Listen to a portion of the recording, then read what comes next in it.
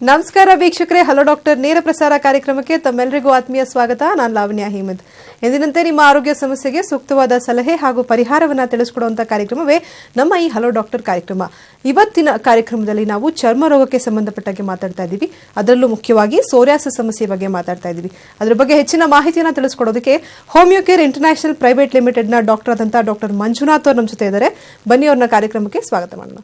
Doctor ನಮಸ್ತೆ, ಕಾರ್ಯಕ್ರಮಕ್ಕೆ ಸ್ವಾಗತ. ನಮಸ್ತೆ ಡಾಕ್ಟರ್, ಮೊದಲಿಗೆ ಯಾಕೆ ಈ ಒಂದು ಸೋರಿಯಾಸಿಸ್ ಪ್ರಾಬ್ಲಮ್ ಬರುತ್ತೆ, ಮೇಜರ್ ಆಗಿ ಸ್ಕಿನ್ನಿಗೆ ಆಗುವಂಥ ತೊಂದರೆ ಬಗ್ಗೆ ತಿಳಿಸ್ಕೊಡಿ. ನಾರ್ಮಲ್ ಆಗಿ ನಾವು ಸೋರಿಯಾಸಿಸ್ ಅಂತ ಹೇಳಿದ್ರೆ ಅದು ಒಂದು ಕ್ರಾನಿಕ್ ಸ್ಕಿನ್ ಪ್ರಾಬ್ಲಮ್ ಅಲ್ಲಿ ಬರುತ್ತೆ ನಮಗೆ. ಸೊ ನಾರ್ಮಲ್ ಅಕ್ಯೂಟ್ ಆಗಿ ನಿಮಗೆ ಮೊಡವೆಗಳು ಅಥವಾ ಸ್ಮಾಲ್ ಲೀಷನ್ಸು ಆ ಥರದ್ದೆಲ್ಲ ಬರುತ್ತೆ. ಬಟ್ ಈ ಸೋರಿಯಾಸಿಸ್ ಅನ್ನೋದನ್ನು ನಿಮಗೆ ಲೈಫ್ ಥ್ರೆಟ್ನಿಂಗ್ ಅಂತೇಳಿ ಇರೋದಿಲ್ಲ, ಬಟ್ ಇದರ ಕಾಂಪ್ಲಿಕೇಶನ್ಸ್ ಆಗಿರೋದೆಲ್ಲ ಲೈಫ್ ಥ್ರೆಟ್ನಿಂಗ್ ಆಗಿರುತ್ತೆ. ಬಟ್ ಇದು ಸೋಷಿಯಲ್ ಒಂದು ಲೈಫನ್ನು ಡಿಸ್ಟರ್ಬ್ ಮಾಡುವಂಥದ್ದು ಒಂದು ಸ್ಕಿನ್ ಪ್ರಾಬ್ಲಮ್. ನಾರ್ಮಲಿ ಸೋರಿಯಾಸಿಸ್ ಅಂತ ಹೇಳಿದ್ರೆ ಸಣ್ಣದಾಗಿ ಇರುವಂಥ ಒಂದು ಡ್ರೈ ಸ್ಕಿನ್ ಅಂತ ನಾವೇನು ಕರಿತೀವಿ, ಅದೇನೇ ಹೆಚ್ಚಾಗಿ ನಿಮ್ಮ ಇಡೀ ದೇಹವನ್ನು ಆವರಿಸ್ಕೊಳ್ತಾ ಹೋಗುತ್ತೆ. ಇದು ನಾರ್ಮಲಿ ಇದು ಯಾಕಪ್ಪ ಹೀಗೆ ಆಗುತ್ತೆ, ಏನಿದು ಸೋರಿಯಾಸಿಸ್ ಅಂತ ಹೇಳಿದ್ರೆ ನಮಗೆ ಎಲ್ಲನೂ ಹೆಚ್ಚಾಗೇ ಬೇಕಾಗುತ್ತೆ. ಬಟ್ ಅದೇ ಥರನೇ ನಮ್ಮ ಚರ್ಮ ಹೆಚ್ಚಾಗಿ ಬಂದಾಗ ನಮಗದು ಬೇಕಾಗೋದಿಲ್ಲ. So upper layer of your skin ಅಂತ ನಾವು ಏನು ಹೇಳ್ತೀವಿ, ಆ ಮೇಲಿನ ಭಾಗದ ಚರ್ಮವು ಹೆಚ್ಚಾಗಿ ಬೆಳೆಯೋದಕ್ಕೆ ಸ್ಟಾರ್ಟ್ ಆಗುತ್ತೆ. ನಾರ್ಮಲಿ ನಮ್ಮ ಚರ್ಮದ ಅಪ್ಪರ್ ಲೇಯರು ಒಂದು 28-30 ದಿನಗಳ ಟೈಮಲ್ಲಿ ಅದು ಶೆಡ್ ಆಗುತ್ತೆ, ಹೊಸದಾಗಿ ಸ್ಕಿನ್ನನ್ನು ಡೆವಲಪ್ ಆಗ್ತಾ ಬರುತ್ತೆ. ಬಟ್ ಸೋರಿಯಾಸಿಸ್ ಇರುವಂಥ ಪೇಷಂಟ್ಗಳಲ್ಲಿ ಹೆಚ್ಚಾಗಿ ಒಂದು 3 ದಿನ 4 ದಿನಕ್ಕೆ ಹೆಚ್ಚಾಗಿ ಈ ಪೊರೆ ಥರ ಎದ್ದು ಬರ್ತಾ ಇರುತ್ತೆ. ಸೊ ಇದು ಪೊರೆ ಥರ ಕಾಣೋದಕ್ಕೆ ಸ್ಟಾರ್ಟ್ ಆಗುತ್ತೆ. ಒಂದು ಸಣ್ಣದಾಗಿ ಒಂದು ರೆಡ್ ಕಲರ್ ಒಂದು ಪ್ಯಾಚ್ ಇರ್ಬೋದು, ಅದರ ಮೇಲೆ ಒಂದು ಸಿಲ್ವರಿ ಸ್ಕೇಲಿ ಕವರಿಂಗ್ ಆಗಿರ್ಬೋದು, ಅದು ದಟ್ಟವಾಗಿರ್ಬೋದು. ಸಣ್ಣ ಸ್ಪಾಟ್ ಇರ್ಬೋದು, ಸಣ್ಣ ಒಂದು ಡ್ರಾಪ್ಲೆಟ್ ಥರ ಅಂತ ನಾವು ಕರಿತೀವಿ, ಆ ಥರನೂ ಇರ್ಬೋದು. ಬಟ್ ಇದು ಹೆಚ್ಚಾಗಿ ಒಳ್ಳೆ ಡಿಸ್ಕ್ ಥರನೂ ದೊಡ್ಡದಾಗಿ ದೋಸೆ ಶೇಪಲ್ಲೂ ನಮ್ಮ ಮೈ ಮೇಲೆ ಇರ್ತಾ ಇರ್ಬೋದು. ಇದನ್ನೇ ನಾವು ಸೋರಿಯಾಸಿಸ್ ಅಂತ ಕರಿತೀವಿ. ಇದರಲ್ಲಿ ಇಚ್ಚಿಂಗ್ ಇರಲೇಬೇಕು ಅಂತೇಳಿಲ್ಲ.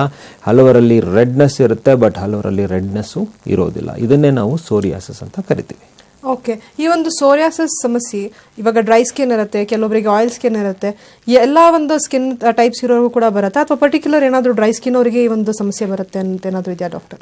ಇಲ್ಲ, ಇದು ಎಲ್ಲ ರೇಸಸ್ಸಲ್ಲೂ ಬರುತ್ತೆ, ಎಲ್ಲ ಜೆಂಡರಲ್ಲೂ ಬರುತ್ತೆ, ಎಲ್ಲ ಸ್ಕಿನ್ ಟೈಪಲ್ಲೂ ಬರುತ್ತೆ, ಎಲ್ಲ colour and consistency of the skin ಇರೋರಲ್ಲೂ ಬರುತ್ತೆ. ಅದೇ ಥರನೇ ಎಲ್ಲ ಏಜ್ ಗ್ರೂಪಲ್ಲೂ ಬರುತ್ತೆ. ಇದು ಚಿಕ್ಕ ಮಕ್ಕಳಲ್ಲೂ ಬರುತ್ತೆ, ಅಡಲ್ಟ್ಸಲ್ಲೂ ಬರುತ್ತೆ, ಅಡೋಲೆಸೆಂಟ್ಸಲ್ಲೂ ಬರುತ್ತೆ, ಎಲ್ಡರ್ಲಿ ಏಜ್ ಗ್ರೂಪಲ್ಲೂ ಬರುತ್ತೆ. ಬಟ್ ಇದರ ಪರ್ಸೆಂಟೇಜ್ ಹೆಚ್ಚಾಗಿ ನಾವು ನೋಡೋದು ಅಡಲ್ಟ್ ಗ್ರೂಪಲ್ಲಿ ನಾವು ನೋಡ್ತಾ ಬರ್ತೀವಿ.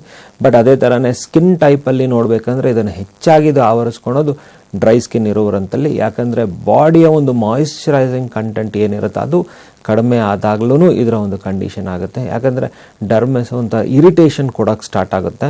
ಸೊ ಅದರಿಂದ ಎಪಿಡರ್ಮಿಸ್ ಅಂದರೆ outer most layer of the skin ನಿಮಗೆ ಎದ್ದು ಹೊರಗಡೆ ಬರೋ ಥರ ಅದರಲ್ಲಿ ಇರುತ್ತೆ. ಅದರಿಂದ ಡ್ರೈ ಸ್ಕಿನ್ ಅಂತೇಳಿ ನಾವು ಏನು ಮಾತಾಡ್ತೀವೋ ಇದೇ ಹೆಚ್ಚಾಗಿ ಇದು ನಿಮಗೆ ಪೊರೆ ಥರ ಬಂದಾಗಲೇ ನಾವು ಸೋರಿಯಾಸಿಸ್ ಅಂತ ಕರೆಯೋದು ಇದನ್ನು. ಓಕೆ ಡಾಕ್ಟರ್, ಇನ್ನು ಈ ಒಂದು ಸಮಸ್ಯೆಗೆ ಫುಡ್ ಹ್ಯಾಬಿಟ್ಸ್ ಆಗಿರ್ಬೋದು ಅಥವಾ ಇವತ್ತಿನ ನಮ್ಮ ಲೈಫ್ ಸ್ಟೈಲ್ ಆಗಿರ್ಬೋದು ಯಾವ ರೀತಿ ಎಫೆಕ್ಟ್ ಆಗಿರುತ್ತೆ ಅಂತ ಹೇಳ್ತೀರಾ? ಇದು ಕಂಪ್ಲೇಂಟ್ಸ್ ಎಷ್ಟೋ ವರ್ಷಗಳಿಂದ, ಹಲವಾರು ವರ್ಷಗಳಿಂದ, ಡೆಕೇಡ್ಸಿಂದನೂ ಇದೆ. ಬಟ್ ಈ ನಡುವೆ ಇದು ಹೆಚ್ಚಾಗೋದಕ್ಕೆ ಕಾರಣನೇ ನಮ್ಮೆಲ್ಲರ ಲೈಫ್ ಸ್ಟೈಲ್. ಯಾಕಂತೇಳಿದ್ರೆ ನಮ್ಮ ಒಂದು ದಿನನಿತ್ಯದ ಒಂದು ದಿನಚರಿಯಲ್ಲಿ ಸೋಂಬೇರಿತನ ಹೆಚ್ಚಾಗಿದೆ. ಅದರಿಂದ ನಿಮ್ಮ ಫ್ಲೆಕ್ಸಿಬಲ್ ಮೂಮೆಂಟ್ಸ್ ಆಗಲಿ, ನಿಮ್ಮ regular day to day movements ಆಗಲಿ ಇಲ್ಲದೆ ಇದ್ದಾಗ ಏನಾಗುತ್ತೆ, ಇನ್ಆಕ್ಟಿವ್ನೆಸ್ ಜಾಸ್ತಿ ಬೆಳೀತಾ ಬರುತ್ತೆ. ಅದೇ ಥರನೇ ನಿಮ್ಮ ದೇಹದಲ್ಲಿರುವಂಥ ಒಂದು ಇಮ್ಯೂನ್ ಸಿಸ್ಟಮ್ಮು ಡಲ್ ಆಗ್ತಾ ಹೋಗುತ್ತೆ. ಸೊ ಇದು ನಮ್ಮ ಲೈಫ್ ಸ್ಟೈಲಿಂದನೇ ಮೇಜರಾಗಿ ಈ ನಡುವೆ ಹೆಚ್ಚಾಗಿ ಬರ್ತಾ ಇದೆ. ಅದೇ ಥರನೇ ನಾವು ಇರುವಂಥ ಸರೌಂಡಿಂಗ್ ಅಂದರೆ ಎನ್ವೈರ್ನಮೆಂಟ್, ಪರಿಸರದ್ರಲ್ಲೂ ಕೆಮಿಕಲ್ ಆವರಣಗಳು ಹೆಚ್ಚಾಗಿದೆ, ಅಂದರೆ ಪೊಲ್ಯೂಷನ್ ಜಾಸ್ತಿ ಆಗ್ತಾ ಇದೆ. ನಾವು ಯೂಸ್ ಮಾಡುವಂಥ ಪ್ರಾಡಕ್ಟ್ಗಳಲ್ಲೂ ನಮಗೆ ತೊಂದರೆ ಬರ್ತಾ ಇರುತ್ತೆ. ಸ್ಮಾಲೆಸ್ಟ್ ಯಾವುದೋ ಒಂದು ಕಾಸ್ಮೆಟಿಕ್ ಇರ್ಬೋದು, ಅಥವಾ ಒಂದು ಪೌಡ್ರ್ ಇರ್ಬೋದು, ಕ್ರೀಮ್ ಇರ್ಬೋದು, ಸೋಪ್ ಇರ್ಬೋದು, ಡಿಯೋಡ್ರೆಂಟ್ ಇರ್ಬೋದು, ಇದರಿಂದ ಸ್ವಲ್ಪ ಇರಿಟೇಷನ್ ಸ್ಟಾರ್ಟ್ ಆದ್ರೂ ನಮ್ಗೆ ಅದರಲ್ಲಿ ಡೆವಲಪ್ಮೆಂಟ್ಸ್ ಬರುತ್ತೆ. ಅದೇ ಥರನೇ ತಿನ್ನೋದ್ರಲ್ಲಿ ನಾವು ತಿನ್ನುವಂಥ ಪದಾರ್ಥಗಳಲ್ಲಿ ಏನಾದ್ರೂ ಹೆಚ್ಚು ಕಡಿಮೆ ಆದಾಗ, ತೊಂದರೆ ಆದಾಗ, ಅದು ಕಂಟಾಮಿನೇಟೆಡ್ ಇದ್ದಾಗ್ಲೂ ನಮಗೆ ತೊಂದರೆ ಜಾಸ್ತಿ ಆಗ್ಬೋದು. ಬಟ್ ಇದರಲ್ಲಿ ಮೇಜರಾಗಿ ಇದರಲ್ಲಿ ಕಾಸ್ಗಿಂತನೂ ಟ್ರಿಗರಿಂಗ್ ಫ್ಯಾಕ್ಟರ್ಸೇ ತುಂಬ ಜಾಸ್ತಿ ಇದೆ. ಇದು ಎಲ್ಲನೂ ಟ್ರಿಗರಿಂಗ್ ಫ್ಯಾಕ್ಟ್ರಲ್ಲೇ ಬರುತ್ತೆ. ಅದರಿಂದ ನಮ್ಮ ಲೈಫ್ ಸ್ಟೈಲು, ಅದರಲ್ಲಿ ಹೆಚ್ಚಾಗಿ ನಮ್ಮ ನೀರು, ನಾವು ದೇಹಕ್ಕೆ ಸೇವಿಸಬೇಕಾಗಿರುವಂಥ ನೀರಿನ ಅಂಶ ಕಡಿಮೆ ಇಟ್ಕೊಂಡಾಗ್ಲೂ ತೊಂದರೆ ನಮ್ಮಲ್ಲಿ ಇರುತ್ತದೆ. ಓಕೆ ಡಾಕ್ಟರ್, ಇನ್ನು ಈ ಚರ್ಮ ರೋಗದ ಸಮಸ್ಯೆ ಅಂದ್ರೆ ಏನು ಸೋರಿಯಾಸಿಸ್ ಬಗ್ಗೆ ಮಾತಾಡ್ತಾ ಇದ್ದೀವಿ, ಅದು ನಮ್ಮ ದೇಹದ ಯಾವ ಭಾಗದಲ್ಲಿ ಜಾಸ್ತಿ ಕಾಣಿಸ್ಕೊಳ್ಳುತ್ತೆ? ಇನಿಷಿಯಲ್ ಸ್ಟೇಜಸ್ ಆಗಿರ್ಬೋದು ಅಥವಾ ಮುಂಬರೋ ದಿನಗಳಲ್ಲಿ ಅದು ಯಾವ ರೀತಿ ಸ್ಪ್ರೆಡ್ ಆಗುತ್ತೆ, ಹೇಗೆ ಅಂತ? ಇವಾಗ ನಾವು ಟೈಪ್ಸ್ ಆಫ್ ಸೋರಿಯಾಸಿಸ್ ಅಂತೇಳಿ ಇದರಲ್ಲಿ ಮಾತಾಡಬೇಕಾಗ್ತವೆ. ಸೊ ಅವಾಗ ಒಂದು ಕ್ಲಿಯರ್ ಪಿಕ್ಚರ್ ಆಗಿ ನಮಗೆ ತಿಳಿದು ಬರುತ್ತೆ. ಈಗ ನಾವು ಸ್ಕ್ಯಾಲ್ಪ್ ಸೋರಿಯಾಸಿಸ್ ಅಂತ ಹೇಳ್ತೀವಿ. ಸ್ಕ್ಯಾಲ್ಪ್ ಸೋರಿಯಾಸಿಸ್ ಅಂದರೆ ಎಲ್ಲಪ್ಪ ಅಂತ ಹೇಳಿದ್ರೆ ನಮ್ಮ ತಲೆ ಕೂದಲು ಅದರ ಬುಡದ ಜಾಗವನ್ನು ನಾವು ಸ್ಕ್ಯಾಲ್ಪ್ ಅಂತ ಕರಿತೀವಿ. ಸೊ ಆ ಜಾಗದಲ್ಲೂ ನಿಮಗೆ ಡ್ರೈ ಸ್ಕಿನ್ನು ಪ್ಲಸ್ ಅದೊಂಥರ ಡ್ರೈ ಫ್ಲೇಕ್ಸ್ ಬರುತ್ತೆ. ನಿಮಗೆ ಡ್ರೈ ಫ್ಲೇಕ್ಸ್ ಹೇಗೆ ಅಂದರೆ ಈ ಪೇಪರ್ ಅವಲಕ್ಕಿ ಅಂತ ನಾವೇನು ಕರಿತೀವಿ ಆ ಥರ ಇರುತ್ತೆ. ಅಲ್ಲಿ ಒಂದು ಪ್ಯಾಚ್ ಆಗಿ ಡೆವಲಪ್ ಆಗುತ್ತೆ. ಕೂದಲು ಉದುರ್ಬೋದು, ಬಟ್ ಇಂಟ್ಯಾಕ್ಟ್ ಆಗಿದ್ರೂ ನಿಮ್ಗೆ ಆ ಜಾಗದಲ್ಲಿ ಇಚ್ಚಾಗುತ್ತೆ. ಬಟ್ ಡ್ಯಾಂಡ್ರಫ್ ಅಂತ ಕನ್ಫ್ಯೂಷನ್ ಮಾಡ್ಕೊಂಡ್ಬೇಡಿ. ಇಲ್ಲಿ ಡ್ಯಾಂಡ್ರಫ್ ಅಂದರೆ ಬರೀ ಸಣ್ಣ ಪುಡಿ ಥರನಷ್ಟೇ, ಮೈದಾನೋ ರವೆ ಪುಡಿ ಥರ ಬೀಳುತ್ತೆ. ಬಟ್ ಇದು ನಿಮಗೆ ಪ್ಯಾಚಸ್ ಆಗಿ ಅಂಟ್ಕೊಂಡಿರುತ್ತೆ ಇದು. ಸೊ ಇದು ನಿಮ್ಮ ಸ್ಕ್ಯಾಲ್ಪಲ್ಲೂ ಆವರಿಸುತ್ತೆ. ಅದೇ ಥರ ಮುಖಕ್ಕೆ ಬಂದಾಗ್ಲೂ ನಿಮ್ಮ ಕಣ್ಣಿನ ಮೇಲೆ ಬರ್ಬೋದು, ಮುಖವೆಲ್ಲ ಬರ್ಬೋದು, ಮೂಗಿನ ಮೇಲೆ ಬರ್ಬೋದು. ಹೆಚ್ಚಾಗಿ ನಾವು ಕಿವಿಯ ಹಿಂದಗಡೆ, ಕಿವಿಯ ಒಳಗಡೆನೂ ನಾವು ಇದನ್ನು ನೋಡ್ತೀವಿ. ಅದೇ ಥರ ಕತ್ತಿನ ಭಾಗದಲ್ಲಿ ಬಂದ್ರೂ ನಾವು ಇದನ್ನು ನೋಡ್ತೀವಿ. ಆಮೇಲಿಂದ ಕೈ ಸೆರೆಗಳಲ್ಲಿ, ಕಾಲು ಸೆರೆಗಳಲ್ಲಿ, ಹೆಣ್ಣು ಮಕ್ಕಳ ಅವರ ಬ್ರೆಸ್ಟ್ ಲೈನಿಂಗ್ ಕೆಳಗಡೆ ಬರುತ್ತೆ. ಆಮೇಲಿಂದ ಬಟಕ್ ಏರಿಯಾದಲ್ಲಿ ಮಧ್ಯದಲ್ಲಿ ಬರುತ್ತೆ. ಕಾಲಿನ ಫೋಲ್ಡ್ಸಲ್ಲಿ ಬರುತ್ತೆ ನಮಗೆ. ಅದೇ ಥರ ಬೆರಳುಗಳ ಸಂಧಿಗಳಲ್ಲೂ ಬರುತ್ತೆ. ಇದು ಎಲ್ಲಿ ಫೋಲ್ಡ್ ಆಗುತ್ತೆ ಆ ಜಾಗದಲ್ಲೂ ನಮಗೆ ಹೆಚ್ಚಾಗಿ ಕಾಣುತ್ತೆ ಇದು. ಅದೇ ಥರನೇ ಕೈಗಳಲ್ಲಿ, ಕಾಲುಗಳಲ್ಲಿನೂ ಬರುತ್ತೆ. ಇದು ಸಣ್ಣದಾಗಿ ಒಂಥರ ಬಾಯ್ಲ್ ಥರ ಇರುತ್ತೆ. ವಿತೌಟ್ ಎನಿ ಇನ್ಫೆಕ್ಷನ್ ಇಲ್ಲದೆ ಇರುವಂಥ ಪಸ್ ಅಂತ ಬರುತ್ತೆ ಅದರಲ್ಲಿ. ಸೊ ಹೆಚ್ಚಾಗಿ ಕೈಗಳಲ್ಲಿ, ಕಾಲುಗಳಲ್ಲೂ ಇದು ಬರುತ್ತೆ. ಅದೇ ಥರನೇ ನಿಮ್ಮ ಜನೈಟಲ್ಸಲ್ಲೂ ಸ್ಮಾಲ್ ಆಗಿ ಕಟ್ಸ್ ಆಗ್ಬೋದು, ಬಟ್ ಅದರಲ್ಲಿ ಒಂದು ಡ್ರೈ ಸ್ಕಿನ್ನು ಸೇರ್ಬೋದು. ಎಷ್ಟೋ ಸತಿ ಕನ್ಫ್ಯೂಷನ್ ಬರುತ್ತೆ, ಡಯಾಬಿಟಿಕ್ ಇದೆಯಾ ಇಲ್ವಾ ಅಂತ. ಡಯಾಬಿಟಿಕಲ್ಲೂ ಜನೈಟಲ್ ಥ್ರಶ್ ಅಂತ ನಾವು ಇದನ್ನು ಕರಿತೀವಿ. ವಿಚ್ ಇಚ್ಚಿಂಗು, ರೆಡ್ನೆಸ್ಸು ಇರುತ್ತೆ. ಪ್ಲಸ್ ಎಷ್ಟೋ ಸತಿ ಆ ಕಟ್ಸಿಂದ ಡ್ರೈ ಸ್ಕಿನ್ ಎದ್ದು ಬರುತ್ತೆ. ಬಟ್ ಇದರಲ್ಲೂ ಸಿಮಿಲರ್ ಆಗಿರುತ್ತೆ, ಬಟ್ ಇದರಲ್ಲಿ ಶುಗರ್ ಇರೋದಿಲ್ಲ. ಬಟ್ ಸೋರಿಯಾಸಿಸ್ನ one of the complication is diabetes. You can tell that in ಸ್ವಲ್ಪ ವರ್ಷದಲ್ಲಿ ನಿನಗೆ ಡಯಾಬಿಟಿಸ್ ಬರ್ಬೋದು ಅನ್ನೋದನ್ನು ತಿಳ್ಕೊಳ್ಬೋದು. ಸೊ ಅದೇ ಥರನೇ ಸಣ್ಣದಾಗಿ ನಾನು ಹೇಳಿದೆ ಡ್ರಾಪ್ಲೆಟ್ಸ್ ಆಗಿ ಬರುತ್ತೆ ಅಂತೇಳಿ ಅದನ್ನು ನಾವು ಗುಟೇಡ್ ಸೋರಿಯಾಸಿಸ್ ಅಂತ ಕರಿತೀವಿ.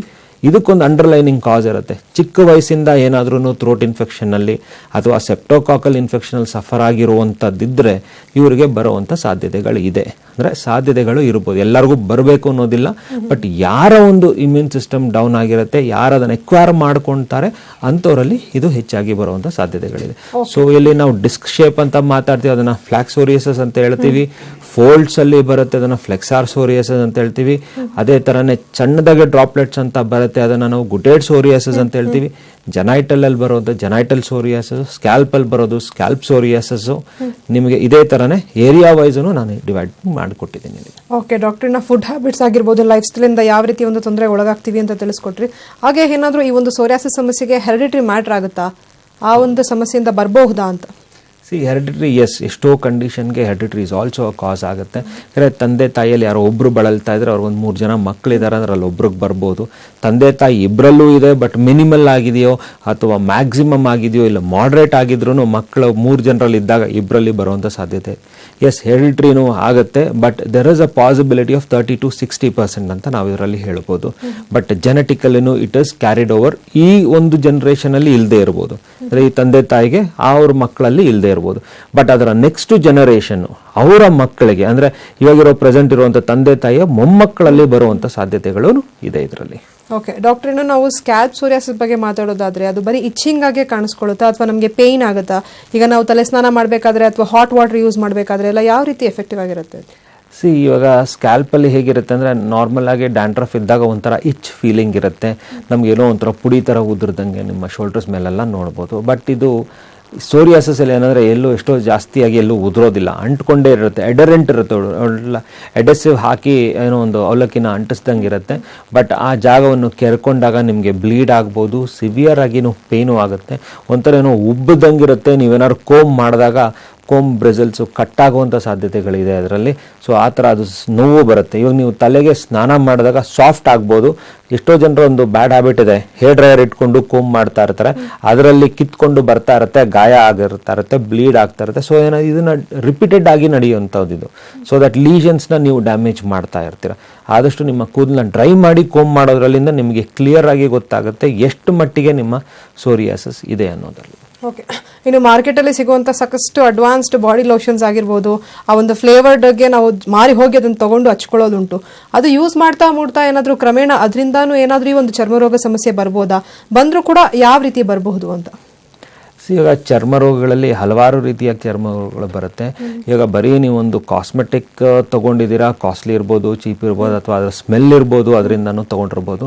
ಬಟ್ ಅದರ ಒಂದು ಕೆಮಿಕಲ್ ರಿಯಾಕ್ಷನ್ನು ನಿಮ್ಮ ಮೈ ಮೇಲೆ ಬಂದಾಗ when your body starts to respond, ಅದಕ್ಕೆ ಒಂದು ಇರಿಟೇಷನ್, ಇನರ್ಟ್ ಆಗಿದ್ರೆ ಏನೂ ತೊಂದರೆ ಬರೋದಿಲ್ಲ, ಅಲ್ಲಿ ರೆಸ್ಪಾಂಡ್ ಮಾಡೋದಕ್ಕೆ ಸ್ಟಾರ್ಟ್ ಮಾಡುತ್ತೆ ದೇಹ. ಆವಾಗ ನಿಮಗೆ ಡ್ಯಾಮೇಜಸ್ ಸ್ಟಾರ್ಟ್ ಆಗೋದು. ಸಣ್ಣದಾಗಿ ಒಂದು ಡ್ರೈ ಸ್ಪಾಟ್ ಆಗ್ಬೋದು, ಒಂದು ಡ್ರೈ ಇಚ್ ಇರ್ಬೋದು, ಬಟ್ ಅದು ನೀವು ಸಣ್ಣಗೆ ಎಕ್ಸ್ಪೋಸ್ ಆದ್ರೂ ಇದು ಹೆಚ್ಚಿಗೆ ಆಗ್ತಾ ಇರ್ಬೋದು. ಆ ಒಂದು ರಿಲೇಷನನ್ನು ನಾವು ತಿಳ್ಕೊಳ್ಬೇಕಾಗುತ್ತೆ ಇಲ್ಲಿ. ಆಮೇಲೆ ಆದಷ್ಟು ನೀವು ಟೆಸ್ಟನ್ನು ಮಾಡಿ, ನಿಮ್ಗೆ ಎಲ್ಲ ಕಾಸ್ಮೆಟಿಕ್ಸಲ್ಲೂ ಟೆಸ್ಟ್ ಅಂತೇಳಿ ಸಿಗುತ್ತೆ. ಸೊ ನೀವು ಟೆಸ್ಟ್ ಮಾಡಿ ನಿಮ್ಮ ದೇಹದಲ್ಲಿ ಒಂದು 7 ದಿನನಾದರೂ ಯೂಸ್ ಮಾಡಿ, ಅದರ ನಂತರ ನೀವು ರೆಗ್ಯುಲರ್ ಆಗಿ ಯೂಸ್ ಮಾಡೋದಕ್ಕೆ ಹೋಗಿ. ಎಷ್ಟೋ ಸತಿ ಏನಾಗುತ್ತೆ ಅಂದರೆ ಚೆನ್ನಾಗಿದೆ ಪರ್ಫ್ಯೂಮು ಅಥವಾ ಚೆನ್ನಾಗಿದೆ ಈ ಕ್ರೀಮ್ ಅಂತ ಹೇಳ್ಬಿಟ್ಟು ಯಾರೋ ಸಜೆಸ್ಟ್ ಮಾಡ್ತಾರೆ, ಅವ್ರಿಗೆ ಚೆನ್ನಾಗಿರ್ಬೋದು, ಬಟ್ ನಿಮ್ಗದು ಸೂಟ್ ಆಗದೆ ಇರ್ಬೋದು. ಅದರಿಂದ ನೀವು ಟೆಸ್ಟ್ ಮಾಡಿ ಅದನ್ನು ಯೂಸ್ ಮಾಡೋದ್ರಿಂದ ಈ ಥರ ಸೋರಿಯಾಸಿಸ್ ಆಗಲಿ ಹಲವಾರು ಬೇರೆ ಸ್ಕಿನ್ ಪ್ರಾಬ್ಲಮ್ಗಳಾಗಲಿ ಬೀಳೋದಿರೋದಿಲ್ಲ ಅಲ್ಲಿ. ಓಕೆ ಡಾಕ್ಟರ್, ಒಬ್ರು ಕಾಲ್ ಇದ್ದಾರೆ, ಮಾತಾಡಿಸ್ತೀನಿ. ಯಶಸ್ವಿನಿ ಅಂತ ಹೇಳಿ ಬ್ಯಾಂಗ್ಳೂರಿಂದ ಕಾಲ್ ಮಾಡಿದ್ದಾರೆ. ನಮಸ್ತೆ ಯಶಸ್ವಿನಿ ಅವರೇ. ನಮಸ್ತೆ ಮೇಡಮ್. ಡಾಕ್ಟರ್ ಮಂಜುನಾಥ್ ಅವ್ರು ನಮ್ಮ ಜೊತೆ ಇದ್ದಾರೆ. ನಿಮ್ಮ ಪ್ರಶ್ನೆ ಏನಂತ ಕೇಳಿ ಮಾತಾಡಿ ಅವ್ರ ಜೊತೆ. ನಮಸ್ತೆ ಸರ್. ನಮಸ್ತೆ ಅಮ್ಮ, ಹೇಳಿ. ಇದು ನಮ್ಗೆ ಇಚಿಂಗ್ ತರ ಬರ್ತಿದೆ, ಅದು ಸಣ್ಣದಾಗಿ ಅಲ್ಲಿ ಇಲ್ಲಿ ಅಷ್ಟೇ ಕಾಣಿಸ್ತಿದೆ. ಓಕೆ. ಅಂಡ್ ರೆಡ್ನೆಸ್ ಅಷ್ಟು ಇಲ್ಲ, ಸ್ವಲ್ಪ ರೆಡ್ನೆಸ್ ಇದೆ. ಓಕೆ. ಫ್ಯಾಮಿಲಿ ಎಲ್ರಿಗೂ ಹರಡಿದೆ ಇದು ಒಬ್ಬೊಬ್ರಾಗಿನೇ. ಆಮೇಲೆ ಇದಕ್ಕೆ ನಾವು ಅದು ಫೋಡ್ರಮ್ ಅಂತ ಕ್ರೀಮ್ ಯೂಸ್ ಮಾಡ್ತೀವಿ. ಆ ಕ್ರೀಮ್ ಯೂಸ್ ಮಾಡಿದಾಗ ಅಷ್ಟು ಇಚಿಂಗ್ ಇರಲ್ಲ, ಅದು ಯೂಸ್ ಮಾಡ್ತಿಲ್ದಾಗ ಜಾಸ್ತಿ ಆಗತ್ತೆ. ಮತ್ತೆ ಅದು ಬೇರೆ ಕಡೆನೂ ಹಂಗೆ ಹರಡುತ್ತೆ. ಸೊ ಇದಕ್ಕೆ ಏನ್ ಮಾಡ್ಬೋದು, ಹೆಂಗೆ, ಯಾವ ಸ್ಕಿನ್ ಡಾಕ್ಟರ್ ಹತ್ರನೂ ಅಷ್ಟು ಸಜೆಷನ್, ಬೇರೆ ಕ್ರೀಮ್ ತಗೊಂಡ್ರು ನಮ್ಗೆ ಯೂಸ್ ಆಗ್ತಿಲ್ಲ. ನೀವು ಹೇಳ್ದಂಗೆ ನಿಮ್ಮಲ್ಲೇ ಇದು ಸ್ಪ್ರೆಡ್ ಆಗ್ತಾ ಇದೆ, ನಿಮ್ಮ ಮನೆಯಲ್ಲಿರೋರಲ್ಲಿ ಸ್ಪ್ರೆಡ್ ಆಗ್ತಾ ಇದೆ, ನಿಮ್ಮ ದೇಹದಲ್ಲೂ ಇದು ಸ್ಪ್ರೆಡ್ ಆಗ್ತದೆ ಅಂತ ಹೇಳಿದ್ರಿ. ಸೊ ಏನಾಗುತ್ತೆ, ಒಬ್ರಿಗೆ ಒಂದು ಕ್ರೀಮ್ ಹಚ್ಚಿದ್ದೀರಾ, ನಾರ್ಮಲ್ ಆಗಿದೆ, ಮತ್ತು ಇನ್ನೊಬ್ರಿಗೆ ಬರ್ತಾ ಇದೆ ಇದು. ಸೊ ಇದರಿಂದ ಎಲ್ಲರಿಗೂ ಒಂದೇ ಸತಿ ಟ್ರೀಟ್ಮೆಂಟನ್ನು ಹೋಗಬೇಕಾಗುತ್ತೆ. ನೀವು ಹೇಳೋ ರೀತಿ ನೋಡಿದ್ರೆ ಇದು ಸೋರಿಯಾಸಿಸ್ ಕಾಣ್ತಾ ಇಲ್ಲ, ಸ್ಕೇಬೀಸ್ ಅನ್ನೋ ಕಾರಣ ಇರ್ಬೋದು ಇದರಲ್ಲಿ, ಅಥವಾ ಯಾವುದಾದ್ರೂ ಒಂದು ಕೆಮಿಕಲೋ ಡಿಯೋಡ್ರೆಂಟೋ ಇಲ್ಲ ಸೋಪಿಂದ ನಿಮ್ಮಲ್ಲಿ ಸ್ಪ್ರೆಡ್ ಆಗಿರ್ಬೋದು. ಈ ಒಂದು ಕಂಡೀಷನ್, ಒಂದು ಸ್ಕಿನ್ ಇಚ್ ಕಂಡೀಷನ್ ಆಗಿರ್ಬೋದು. ನೀವು ಹೇಳ್ತಾ ಇರೋ ರೆಡ್ನೆಸ್ ಇಲ್ಲ, ಆಮೇಲೆ ಏನಾದರೂ ಊತ ಥರ ಇಲ್ಲಿ ಸಣ್ಣದಾಗಿ ರೇಸ್ಡ್, ನೀವು ಒಂದು ಸೊಳ್ಳೆ ಕಚ್ಚಿದಾಗ ನಿಮ್ಗೆ ಹೇಗೆ ರೇಸ್ಡ್ ಇರುತ್ತೆ ಆ ಥರ ನಾವು ರೇಸ್ಡ್ ಇದ್ರೆ ನಾವು ಅರ್ಟಿಕೇರಿಯಾ ಅಂತ ಕರಿಬೇಕಾಗುತ್ತೆ ಇದರಲ್ಲಿ. ಬಟ್ ಅರ್ಟಿಕೇರಿಯಾ ನಿಮ್ಮಲ್ಲೇ ಇರುತ್ತೆ, ಇದು ಒಬ್ಬರಿಂದ ಒಬ್ಬರಿಗೆ ಸ್ಪ್ರೆಡ್ ಆಗೋದಿಲ್ಲ. But it should be a condition of scabies ಇರ್ಬೋದು. ಇದಕ್ಕೆ ಒಂದೇ ಸತಿ ನಿಮ್ಮ ಎಲ್ಲರೂ ಮನೆಯಲ್ಲಿರೋರು ಎಲ್ಲರೂ ಟ್ರೀಟ್ಮೆಂಟನ್ನು ಮಾಡಿದ್ರೇ ಇದರಿಂದ ಗುಣವಾಗ್ತೀರಾ ನೀವು, ಅಥವಾ ಒಬ್ಬರು ಮಾಡ್ತೀರಾ ಪುನಃ ಅವರು ಅಟ್ಯಾಕ್ ಆಗುತ್ತೆ ಅನ್ನೋದ್ರಲ್ಲೇ ನಿಮಗೆ ರೊಟೇಷನ್ ಎಷ್ಟೋ ವರ್ಷಗಳಿಂದ ಅಥವಾ ತಿಂಗಳುಗಳಿಂದ ನಿಮ್ಮಲ್ಲೇ ಇದು ರೊಟೇಷನ್ ಆಗ್ತಾ ಇದೆ. ಸೊ ಅದರಿಂದ ಟ್ರೀಟ್ಮೆಂಟು ನಿಮ್ಗೆ ಎಲ್ಲರಿಗೂ ಒಂದೇ ಸತಿ ಬೇಕಾಗುತ್ತೆ. ಈಗ ಹೋಮಿಯೋ ಕೇರಲ್ಲಿ ನಿಮ್ಮೆಲ್ಲರಿಗೂ ನಿಮ್ಮ ಸಿಂಪ್ಟಮ್ಸ್ಗಳನ್ನ ಕರೆಕ್ಟಾಗಿ ತಗೊಂಡು ಯಾರ್ಯಾರು ಯಾವ್ಯಾವ ಇಂಟೆನ್ಸಿಟಿಯಲ್ಲಿ ಸಫರ್ ಆಗ್ತಾ ಇದ್ದಾರೆ ಅಂತ ತಿಳ್ಕೊಂಡು ಅದರ ಪ್ರಕಾರವಾಗಿ ಕಾನ್ಸ್ಟಿಟ್ಯೂಷನ್ ಥೆರಪಿಯನ್ನು ಮಾಡಬೇಕಾಗುತ್ತೆ. ಸೊ ಅದರಿಂದ ಒಬ್ಬರಿಗೆ ಟ್ರೀಟ್ಮೆಂಟ್ ಮಾಡಿ ಎಲ್ಲರಿಗೂ ಗುಣ ತರೋದಕ್ಕಾಗೋದಿಲ್ಲ. ಅದರಲ್ಲಿ ಎಲ್ಲರಿಗೂ ಅದರ ಪ್ರಕಾರವಾಗಿ ಅವರ ಪ್ರಕಾರವಾಗಿ ಟ್ರೀಟ್ಮೆಂಟನ್ನು ಮಾಡಬೇಕಾಗುತ್ತೆ ಇಲ್ಲಿ. ಧನ್ಯವಾದ ಯಶಸ್ವಿನಿ ಅವರೇ ಕರೆ ಮಾಡಿದ್ದಕ್ಕೆ. ಎಸ್ ವೀಕ್ಷಕರೇ, ನೋಡಿದ್ರಲ್ಲ ಹೋಮಿಯೋ ಕೇರಲ್ಲಿಂದ ಡಾಕ್ಟರ್ ಮಂಜುನಾಥ್ ಅವರು ನಮಗೆ ಸೋರಿಯಾಸಿಸ್ ಯಾಕೆ ಬರುತ್ತೆ, ಅದರ ಸಿಂಪ್ಟಮ್ಸ್, ಕಾಸಸ್ ಎಲ್ಲ ತಿಳಿಸ್ಕೊಟ್ರು. ಎಸ್ ಡಾಕ್ಟರ್ ಒಬ್ರು ಕಾಲ್ ಇದ್ರೆ ಮಾತಾಡಿಸ್ತೀನಿ. ಸುಮಂಗ್ಲಾ ಅಂತ ಹೇಳಿ ಚನ್ನಪಟ್ಟಣದಿಂದ ಕಾಲ್ ಮಾಡಿದ್ದಾರೆ. ನಮಸ್ತೆ ಸುಮಂಗ್ಲಾ ಅವರೇ. ನಮಸ್ಕಾರ madam. Homeo care international private limited ಇಂದ ಡಾಕ್ಟರ್ ಮಂಜುನಾಥ್ ಅವರು ನಮ್ಮ ಜೊತೆ ಇದ್ದಾರೆ. ನಿಮ್ ಪ್ರಶ್ನೆ ಏನಿದೆ ಅಂತ ಕೇಳಿ ಮಾತಾಡಿ ಅವ್ರ ಜೊತೆ. ನಮಸ್ಕಾರ ಡಾಕ್ಟರ್. ನಮಸ್ಕಾರ ಸುಮಂಗ್ಲಾ ಅವರೇ, ಸರ್ ನಾನು ಚನ್ನಪಟ್ಟಣದಿಂದ ಕಾಲ್ ಮಾಡ್ತಾ ಇರೋದು. ಹೇಳಿಯಪ್ಪ. ನನ್ ಮಗನಿಗೆ ಕಾಲು ಇನ್ನ ಇದೆಯಲ್ಲ, ಆ ಇದ್ರಲ್ಲಿ ಬ್ಲಾಕ್ ಆಗಿದೆ ಸರ್, ಈ ತರ ರೆಡ್ ಆಗಿಲ್ಲ. ಓಕೆ. ಆ ತರನೇ ಈ ಕಡೆ ಆ ಕಡೆ ಮಾತ್ರ ಕಾಲು ಮಾತ್ರನೇ ಇದೆ, ಬೇರೆ ಪ್ಲೇಸಸ್ ಅಲ್ಲೆಲ್ಲ ಇಲ್ಲ. ಓಕೆ. ಅದೇ ಸರ್, ಅಂದ್ರೆ ನೊವೆ ಆಗುತ್ತೆ ಯಾವಾಗ ಅವ್ನಿಗೆ. ನೊವೆ ಆಗುತ್ತೆ ಅಂದ್ರೆ ಕಾಲಿನ ಹಿಂದೆ ಭಾಗದಲ್ಲಿ, ಅಂದ್ರೆ ಮಂಡಿಯ ಹಿಂದೆನಾ ಇಲ್ಲ ಮಂಡಿ ಹಿಂದೆಗಡೆ ಆ ಭಾಗದಲ್ಲಿ ಮಾತ್ರನೇ. ಓಕೆ. ನೀವು ಕೆರ್ಕೊಂಡಾಗ ಏನಾದ್ರು ಒಂಥರ ಜೇನ್ ತುಪ್ಪದ ತರ ಏನಾದ್ರು ಲಿಕ್ವಿಡ್ ತರ ಬರುತ್ತಾ? ಕೆರ್ಕೊಂಡ್ ಜಾಸ್ತಿ ಏನಿಲ್ಲ ಸರ್, ಒಂಥರ ವೈಟ್ ಆಗಿ ಉದುರುತ್ತೆ ಅವನಿಗೆ. ಓಕೆ. ಬಿಟ್ರೆ ಇನ್ನೇನು ಇಲ್ಲ ಸರ್. ಫೈನ್. ಯಾಕೆ ಕೇಳಿದೆ ಅಂದರೆ ವೈಟಾಗಿ ಪುಡಿ ಥರ ಉದುರ್ತಾ ಇದೆ ಅಂದರೆ ಸೋರಿಯಾಟಿಕ್ ಕಂಡೀಷನ್ಸ್ ಇದೆ ಅದು.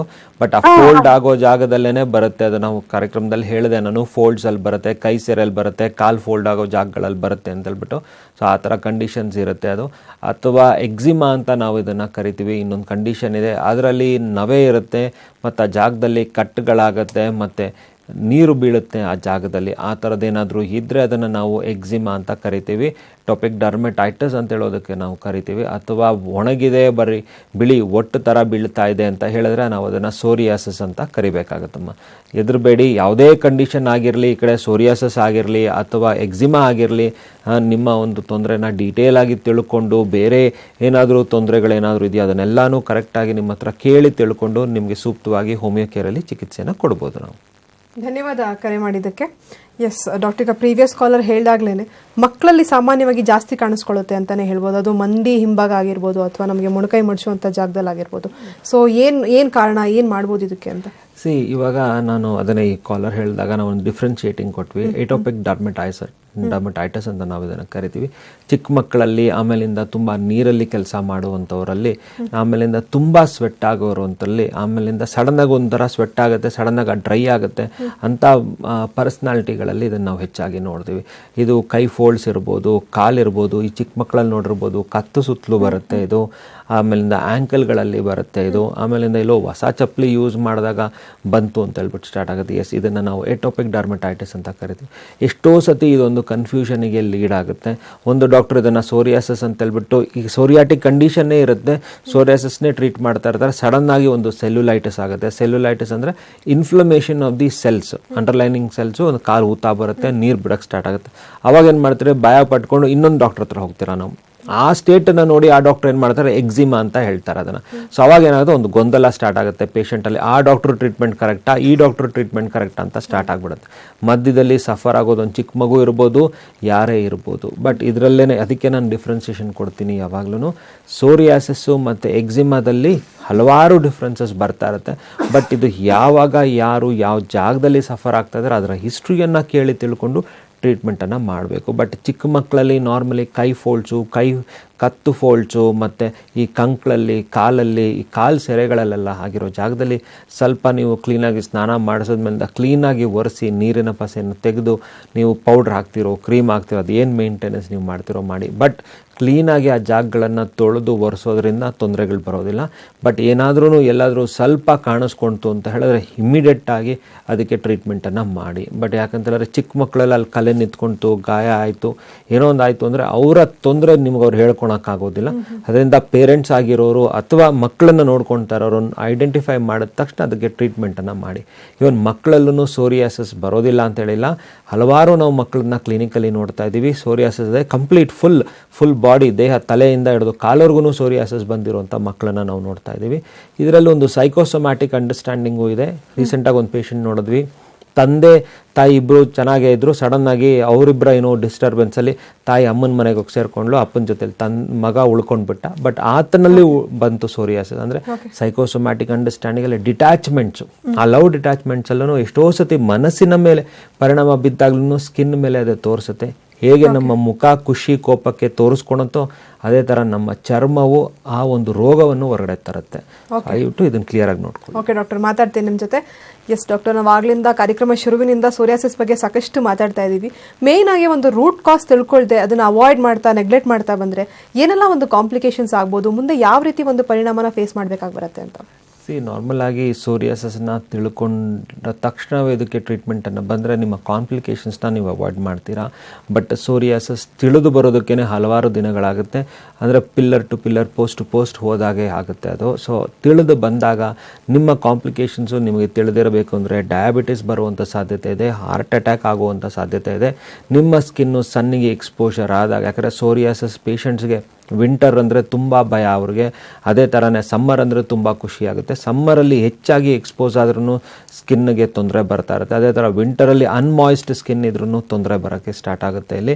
ಸೊ ಅದರಿಂದ ನೀವು ಫರ್ದರ್ ಒಂದು ಇನ್ಫೆಕ್ಷನ್ಸು, ಸೆಲ್ಯುಲೈಟಿಸು ಆಗುವಂಥ ಸಾಧ್ಯತೆಗಳು ಬರ್ತಾ ಇರುತ್ತೆ. ಅದೇ ಥರನೇ ಸೋರಿಯಾಸಿಸ್ ಜೊತೆಲಿ ಜಾಯಿಂಟ್ಸು ಸೇರ್ಕೊಂಡ್ಬಿಡ್ತು ಅಂದರೆ ತುಂಬ ಕಷ್ಟ ಆಗಿಬಿಡುತ್ತೆ. ಅದರಲ್ಲಿ ಈ ಕಡೆ ಸ್ಕಿನ್ನು ಡ್ರೈ ಆಗ್ತಾ ಇರುತ್ತೆ, ಉದುರೋದಕ್ಕೆ ಸ್ಟಾರ್ಟ್ ಆಗಿರುತ್ತೆ, ಈ ಕಡೆ ನಿಮ್ಮ ಜಾಯಿಂಟ್ಸ್ ಎಲ್ಲ ನೋವು ಬರೋದಕ್ಕೆ ಸ್ಟಾರ್ಟ್ ಆಗುತ್ತೆ. ಇದನ್ನು ಸೋರಿಯೋ ಆರ್ಥ್ರೈಟಿಸ್ ಅಂತ ಹೇಳ್ತೀವಿ. ಇದೊಂದು ವರ್ಸ್ಟ್ ಕಾಂಪ್ಲಿಕೇಶನ್ ಇದೆ ಇದರಲ್ಲಿ. ಸೊ ಡಯಾಬಿಟಿಸ್ ಬರ್ಬೋದು, ಹಾರ್ಟ್ ಅಟ್ಯಾಕ್ ಆಗ್ಬೋದು, ಸ್ಕಿನ್ ಎಕ್ಸ್ಫೋಲಿಯೇಟೆಡ್ ಕಂಡೀಷನ್ಸ್ ಆಗ್ಬೋದು, ಸೆಲ್ಯುಲೈಟಿಸ್ ಆಗ್ಬೋದು, ಅದೇ ಥರನೇ ಜಾಯಿಂಟ್ ಇನ್ವಾಲ್ವ್ಮೆಂಟ್ ಆಗಿ ಜಾಯಿಂಟ್ ಪೇನ್ಸು ಹೆಚ್ಚಾಗಿ ಬರ್ಬೋದು ನಿಮಗೆ. ಬಟ್ ನೆಗ್ಲೆಕ್ಟ್ ಮಾಡ್ತಾ ಹೋದರೆ ಒಂದಲ್ಲ ಒಂದು ಅಂತ 2-3 ಜೊತೆಲೇ ಸೇರಿಕೊಂಡು ತೊಂದರೆಗೆ ಬರ್ತೀರಾ ನೀವು. Okay, S. ಇನ್ನು ಟ್ರೀಟ್ಮೆಂಟ್ ಬಗ್ಗೆ ಮಾತಾಡೋದಾದ್ರೆ ಡಾಕ್ಟರ್, ಸಾಕಷ್ಟು ಜನ ಹೋಮಿಯೋಪತಿ ಟ್ರೀಟ್ಮೆಂಟ್ ಅಂದ್ರೆ ಒಂದು ಲಾಂಗ್ ಪ್ರೊಸೀಜರ್ ಇರ್ಬೋದು, ತುಂಬಾನೇ ಜಾಸ್ತಿ ಪೀರಿಯಡ್ ಆಫ್ ಟೈಮ್ ತಗೊಳುತ್ತೆ, ಮತ್ತೆ ಡಯಟ್ ಇರುತ್ತೆ, ಹಾಗಂತೇಳಿ ಸಾಕಷ್ಟು ಜನ ಅವಾಯ್ಡ್ ಮಾಡ್ತಾ ಹೋಗ್ತಾರೆ. ಹೋಮಿಯೋಪತಿ ಅಂದ್ರೆ ಒಂದು ಹೆದರಿಕೆ ಆಗಿರ್ಬೋದು ಅಥವಾ ಒಂದು ಅವಾಯ್ಡ್ ಮಾಡೋದಾಗಿರುತ್ತೆ. ಸೊ ಹೋಮಿಯೋಪತಿ ಟ್ರೀಟ್ಮೆಂಟ್ ಹೇಗಿರುತ್ತೆ ಅಂತ? ಫಸ್ಟ್ ಹೇಳ್ಬೇಕಂದ್ರೆ ಇದೊಂದು ಡಿಬೇಟಿಂಗ್ ಸ್ಟೇಟ್ಮೆಂಟ್ ಆಗ್ಬಿಟ್ಟಿದೆ. Homeopathy is very long, treatment is very long ಅಂತ ಹೇಳ್ತೀವಿ. ಬಟ್ ನೀವು ಸಾಯೋರ್ಗೂ ಬೇರೆ ಮೆಡಿಸಿನ್ಸು ಪರಿಹಾರ ಟ್ರೀಟ್ಮೆಂಟ್ಗಳನ್ನು ತಗೊಳ್ತಾ ಇರ್ತೀರಿ, ಬಟ್ ಅದು ಲಾಂಗಾ? ಬಟ್ ಹೋಮಿಯೋಪತಿಯಲ್ಲಿ ಕೊಡುವಂಥ ಟರ್ಮ್ ಲಾಂಗಾ ಅಂತ ಹೇಳ್ಬಿಟ್ಟು ಇವತ್ತರೆಗೂ ಅದು ಗೊತ್ತಿಲ್ಲ. ನಾರ್ಮಲ್ ಆಗಿ ನಾವು ಹೇಳಬೇಕಂದ್ರೆ ಹೋಮಿಯೋ ಕೇರಲ್ಲಿ ನಾವು ಮಾಡುವಂಥ ಟ್ರೀಟ್ಮೆಂಟಲ್ಲಿ ಕಾನ್ಸ್ಟಿಟ್ಯೂಷನ್ ಥೆರಪಿ ಅಂತ ನಾವು ಹೇಳ್ತೀವಿ. ಅಂದರೆ ಯಾವುದೇ ಆದ ವ್ಯಕ್ತಿ ಇರಲಿ, ನಿಮ್ಮ ಸೋರಿಯಾಸಿಸ್ ಇರಲಿ, ಯಾವುದೇ ಆದ ಒಂದು ಸಮಸ್ಯೆನ ತಗೊಂಡು ಬಂದಾಗ ನಿಮ್ಮ ಸಿಂಪ್ಟಮ್ಗಳನ್ನೆಲ್ಲನೂ ಡೀಟೇಲ್ ಆಗಿ ತಗೊಳ್ತೀವಿ ನಾವು. ಅದರ ಪ್ರಕಾರವಾಗಿ ಅದರ ಒಂದು ಲೆಫ್ಟ್ ಟು ರೈಟ್ ಅಂದರೆ ಯಾವ ಜಾಗದಲ್ಲಿದೆ, ಯಾವ ಥರ ಇದೆ, ಏನು ಮಾಡಿದ್ರೆ ಜಾಸ್ತಿ ಆಯಿತು, ಏನು ಆದಾಗ ಕಮ್ಮಿ ಆಯಿತು ಅಂತೆಲ್ಲ ತಿಳ್ಕೊಂಡು ಒಂದು ಹಿಸ್ಟ್ರಿನ ಡೆವಲಪ್ ಮಾಡ್ತೀವಿ. ಇನ್ನು ನಾವು ಎವ್ರಿ ಒನ್ ಸಿಂಪ್ಟಮ್ನ ನೀವು ಕೊಡೋದನ್ನು ಕಂಪ್ಲೀಟ್ ಸಿಂಪ್ಟಮ್ ಆಗಿ ಮಾಡ್ತೀವಿ. ಇಷ್ಟಕ್ಕೆ ಮುಗಿಲಿಲ್ಲ ಪ್ರಿಸ್ಕ್ರಿಪ್ಷನ್ ಕೊಡೋದಕ್ಕೆ, ನಿಮ್ಮ ಪಾಸ್ಟ್ ಹಿಸ್ಟ್ರಿ ಬೇಕು, ನಿಮ್ಮ ತಂದೆ ತಾಯಿಯ ಹಿಸ್ಟ್ರಿಗಳು ಬೇಕು, ನಿಮ್ಮ ಒಂದು ದಿನಚರಿನೂ ನಮಗೆ ಬೇಕಾಗುತ್ತೆ. ಇದ್ರ ಜೊತೆಲಿ ಮನಸ್ಸು ತುಂಬ ಇಂಪಾರ್ಟೆಂಟ್ ಆಗುತ್ತೆ. ಮನಸ್ಸಿನ ಬಗ್ಗೆ ಎಲ್ಲೂ ಕೇಳೋದಿಲ್ಲ, ಬಟ್ ನಾವು ಹೋಮಿಯೋ ಕೇರಲ್ಲಿ ನಮ್ಮ ಡಾಕ್ಟರ್ಸು, ಹೋಮಿಯೋಪತಿಕ್ ಡಾಕ್ಟರ್ಸ್ ಎಲ್ಲರೂ ನಿಮಗೆ ಮನಸ್ಸಿನ ಬಗ್ಗೆ ಕೇಳ್ತೀವಿ. ನಾವು ನಿಮ್ಮ ಪರ್ಸ್ನಲ್ ಲೈಫನ್ನೇನು ಇನ್ವೈಡ್ ಮಾಡ್ತಾ ಇಲ್ಲ, ಬಟ್ ಟ್ರೀಟ್ಮೆಂಟ್ಗೆ ಅದು ಉಪಯೋಗ ಆಗುತ್ತೆ. ನಿಮ್ಮ ಮೆಂಟಲ್ ಕಾನ್ಸ್ಟಿಟ್ಯೂಷನ್ ತಿಳಿದು ಬರುತ್ತೆ ಅನ್ನೋ ಒಂದು ಉದ್ದೇಶ ಅಷ್ಟೇ. ಸೊ ಟೋಟಲ್ ಆಗಿ ನಿಮ್ಮ ಫಿಸಿಕಲ್ ಕಾನ್ಸ್ಟಿಟ್ಯೂಷನು, ಮೆಂಟಲ್ ಕಾನ್ಸ್ಟಿಟ್ಯೂಷನ್, ನಿಮ್ಮ ಸಫರ್ ಆಗೋರು ಅಂತ ತಿಳ್ಕೊಂಡು ನಾವು ನಿಮಗೆ ಸೂಕ್ತವಾಗಿ ಒಂದು ಮೆಡಿಸಿನ್ನ ಸೆಲೆಕ್ಟ್ ಮಾಡಿ ಕೊಟ್ಟಾಗ ಅದು ಕಾನ್ಸ್ಟಿಟ್ಯೂಷನ್ ಟ್ರೀಟ್ಮೆಂಟ್ ಆಗುತ್ತೆ. ಬಟ್ ಸಾಯೋ ತನಕ ಅಥವಾ ಲಾಂಗ್ ಟ್ರೀಟ್ಮೆಂಟ್ ಅಂತ ಏನು ಮಾತಾಡ್ತಿರೋ ಆ ಥರದ್ದು ಇರೋದಿಲ್ಲ.